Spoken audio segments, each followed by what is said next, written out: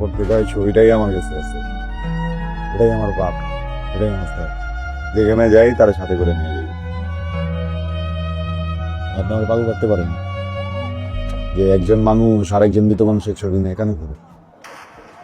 আমাদের আজকে বাইকে আছে জীবনটা কার জন্য? এই জীবনটা উন্নয়ন দেয়া বুঝলেন না? আসলে আমার বাপ ওর আসলে বাপ না,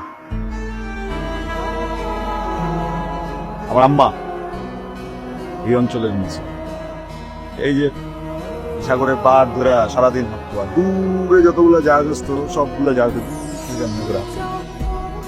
আমার নানারে কি বলতো জানেন? আমার নানারে বলতো, আব্বা দেখো এই জাহাজে করে একদিন আমার রাজকুমারের বিদেশ থেকে এসে আমি বাপের কসম রাজকুমার আসছিল।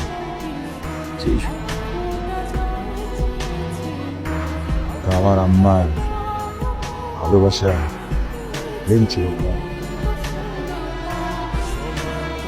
স্মরণ ছিল।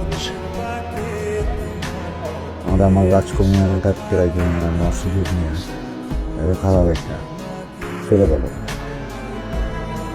খুব কষ্ট পেয়েছে, অনেক কষ্ট হয়েছে, খুব ভাইয়া পড়ছিল আমার আম্মা, বুঝছেন? সময় লাগছিল। এর মাঝে একটু বিপত্তি তার পেটে আমি চলে আসি। চিন্তা করেন এত বছর আগে ঘটনা। আমার আম্মা ভয় পায় নাই, আমার আম্মা কষ্ট পায় নাই, আমার আম্মা খুশি হয়েছিল। এই অঞ্চলে আমার আম্মা ছাড়ার একটা মানুষ খুশি হয়। কেন যেন আমি জন্মানোর আগেই সবাই বলার কাটা হয়ে সবাই বললো ওই বাচ্চারা আগে বাচ্চা ভালো দাও, বাচ্চা বাপ নাই, পরিচয় নেই। আমার আম্মা না ছিল, আমার আম্মা করে মরে যাবো গাছ এই বাচ্চা পুরো সবাই কি যুদ্ধটা করতেছে। একদিনকে সবাই মিলা মশল টশল নিয়ে আসছে আমার বাড়ি চালাবো,